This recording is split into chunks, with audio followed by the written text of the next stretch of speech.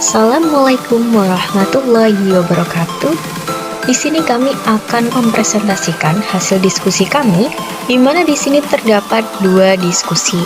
Dan anggota kami terdiri dari yang pertama, Cahyo Hestiawati, yang kedua, Eti Rahayunisi, yang ketiga, Grahita Sukmadewi, yang keempat, Hanik Hasmawati, yang kelima, Indah Nur Arsya. Di mana diskusi yang pertama, dan untuk pertanyaan yang pertama, apa tantangan bagi guru untuk menjadi contoh atau teladan khususnya dalam hal sosial emosional? Di mana di sini, yang pertama, karakteristik dan kebutuhan peserta didik yang beragam. Keterampilan guru ditantang dalam memberikan pelayanan untuk peserta didik agar dapat bertumbuh dan berkembang. Guru harus mampu mengelola emosinya dengan baik agar tetap menampilkan sikap positif di hadapan peserta didik. Yang kedua, banyaknya tugas guru, pemenuhan kewajiban administratif, dan tugas lainnya yang memerlukan pengelolaan emosi yang baik agar guru tetap mampu menyampaikan energi positif kepada peserta didiknya, serta perlunya manajemen diri dengan baik sehingga mampu menyelesaikan tugasnya tanpa merugikan pihak lain. Yang ketiga, perkembangan ilmu pengetahuan dan teknologi. Guru harus mampu bersikap adaptif serta mengupayakan untuk memfilter dari segala bentuk informasi yang masuk. Lalu pertanyaan yang kedua, kasus yang ada berkaitan dengan hal di atas berdasarkan pada pengalaman Anda mengamati proses belajar mengajar yang pernah Anda ikuti. Di sini berdasarkan pada pengalaman kami mengamati proses belajar mengajar yang pernah kami ikuti berkaitan dengan pembelajaran sosial emosional, yaitu yang pertama, guru belum sepenuhnya menerapkan pembelajaran yang sesuai dengan karakteristik dan kebutuhan peserta didik. Yang kedua, kurangnya sopan santun peserta didik dalam bertutur kata dan bersikap kepada guru maupun warga sekolah. Yang ketiga, proses pembelajaran yang masih berpusat kepada guru. Yang keempat, pembelajaran sosial emosional belum sepenuhnya diterapkan di kelas. Lalu, pertanyaan yang ketiga, bagaimana sekolah bisa mendukung pembelajaran sosial emosional? Apa saja tantangan bagi sekolah?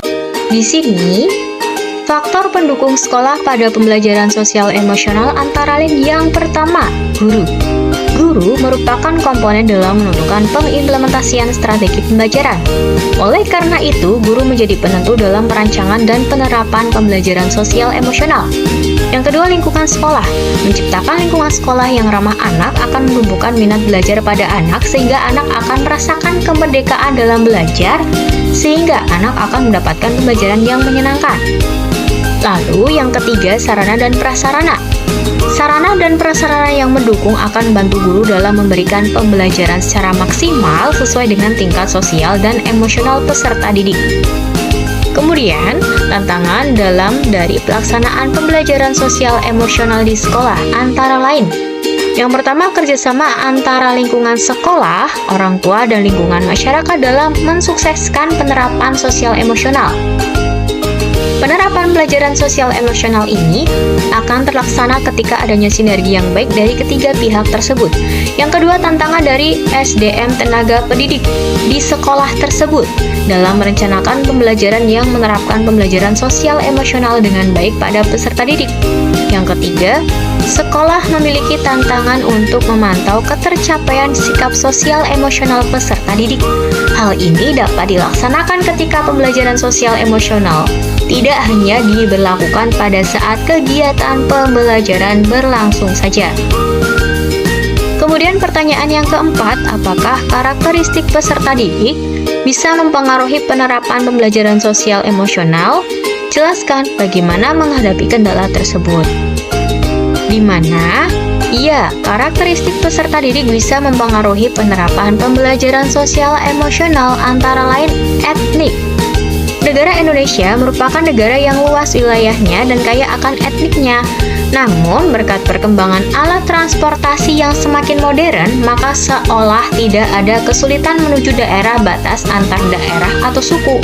Dan juga tidak ada kesulitan menuju daerah lain untuk bersekolah.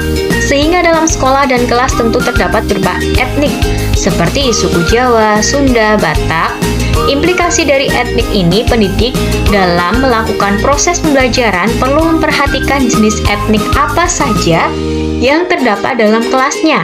Data tentang keberagaman etnis di kelas menjadi informasi berharga bagi peserta didik dalam menyelenggarakan proses pembelajaran.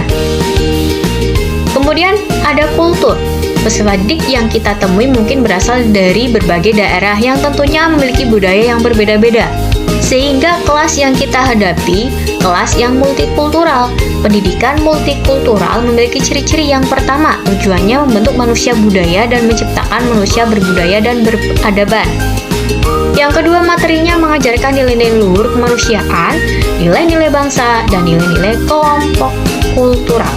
Yang ketiga, metodenya demokratis yang menghargai aspek-aspek perbedaan dan keberagaman budaya bangsa dan kelompok etnis atau multikultural. Yang keempat, evaluasinya ditentukan pada penilaian terhadap tingkah laku anak didik yang meliputi aspek persepsi apresiasi dan tindakan terhadap budaya lainnya. Lalu, selanjutnya minat. Sebagai suatu kondisi yang terjadi apabila seseorang melihat ciri-ciri atau arti sementara situasi yang dihubungkan dengan keinginan-keinginan atau kebutuhannya sendiri. Oleh karena itu, apa yang dilihat seseorang sudah tentu akan membangkitkan minatnya. Sejauh apa yang dilihat itu mempunyai hubungan dengan kepentingan orang tersebut. Kemudian gaya belajar. Gaya belajar peserta didik merupakan hal yang penting untuk diperhatikan dalam melakukan proses pembelajaran karena dapat mempengaruhi proses dan hasil belajarnya. Gaya belajar dapat dikelompokkan menjadi 3, yaitu visual, auditori, dan kinestetik. Kemudian, cara menghadapi kendala. Yang pertama, setiap peserta didik memiliki keunikan individu mereka sendiri.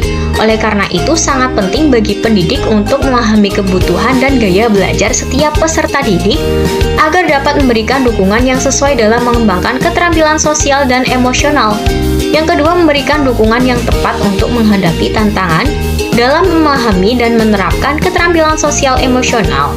Memerlukan dukungan tambahan. Pendidik dapat memberikan dukungan dalam bentuk pelatihan keterampilan sosial dan emosional, konseling, dan dukungan akademik. Yang ketiga, melibatkan pendekatan yang inklusif dan ramah anak dapat membantu peserta didik merasa nyaman dalam belajar dan merespon situasi sosial dan emosional. Hal ini dapat dicapai dengan menciptakan lingkungan yang aman dan mendukung, mendorong inklusivitas, dan menghargai keunikan setiap peserta didik. Yang keempat, melibatkan keluarga dalam pendukung sosial emosional peserta didik. Pendidik dapat melibatkan keluarga dalam proses pembelajaran dan memberikan dukungan yang diperlukan untuk membantu peserta didik berkembang. Selanjutnya, untuk diskusi yang kedua. Di mana di sini, pertanyaan yang pertama, bila Anda sudah menonton film Laskar Pelangi, apa yang bisa Anda pelajari dari film tersebut berhubungan dengan guru yang menjadi agen perubahan? Di mana hal yang dapat kami pelajari dari film Laskar Pelangi yaitu kegigihan seorang pendidik yang mengajar meskipun dalam keadaan yang sulit sekalipun. Kekurangan bukanlah menjadi penghalang untuk menyampaikan ilmu. Meskipun fasilitas terbatas, tetapi semangat dan optimis dalam membelajarkan peserta didik dan meraih prestasi akademik yang tidak pernah luntur. Guru yang mempunyai semangat juang tinggi dan tidak pantang menyerah dapat memperjuangkan pendidikan agar siswa dapat menggapai cita-citanya. Guru yang dapat mengenal dan mengembangkan setiap potensi siswa sesuai dengan karakteristiknya. Pertanyaan yang kedua, Anda bisa menonton alternatif film lain berhubungan dengan guru sebagai agen perubahan. Di sini ada 2 film, dan kami memilih Sekolah Rimba. Di mana hal yang dapat dipelajari dari Sekolah Rimba yaitu menjadi seorang guru yang inspiratif. Butet Manurung, mahasiswa alumni antropologi Unpad yang memilih mengajar di pedalaman dan mendirikan Sekolah Rimba meskipun hanya berupa gubuk yang berpindah-pindah. Kegigihannya dalam meyakinkan warga sekitar mengenai pentingnya baca tulis yang dianggap hal tersebut bukan bagian dari budaya mereka, menjadi hal yang perlu diteladani. Kemudian pertanyaan yang ketiga, apa yang bisa Anda pelajari dari kejadian atau film Sekolah Rimba dan apa hubungannya dengan pembelajaran sosial emosional? Di mana di sini hal yang bisa dipelajari dari kejadian atau film Sekolah Rimba yaitu meyakinkan, merenungkan diri untuk menjadi guru, serta memperjuangkan semua anak berhak mendapat pendidikan. Peduli dengan anak rimba, serta mengajak untuk belajar bersama. Kemudian memahami kebutuhan belajar peserta didik dengan mengajar dengan hal-hal dasar dan memberikan pemahaman untuk memperjuangkan hak dan ilmu agar tidak dimanfaatkan oleh orang lain. Yang terakhir, memajukan dan meratakan pendidikan di sekolah rimba. Lalu dari sini, hubungan film Sekolah Rimba dengan pembelajaran sosial emosional. Yang pertama itu peduli terhadap sekitar. Memulainya dari hal-hal kecil seperti bergotong royong, menolong orang-orang yang sedang membutuhkan pertolongan. KSE di sini itu adalah keterampilan sosial. Yang kedua, bertindak dan berpikir kreatif. Dapat meniru sikap dan sifat kreatif para relawan dalam merancang pembelajaran supaya bisa terlihat menarik. KSE di sini berarti adalah pengambilan keputusan yang bertanggung jawab. Lalu yang ketiga, mengikuti organisasi kemasyarakatan. Program kerja Sekolah Rimba dilakukan oleh para relawan yang berasal dari satu komunitas. Dalam hal ini, kita memulainya dengan mengikuti organisasi-organisasi yang ada di rumah seperti Taruna dan organisasi yang ada di sekolah seperti OSIS.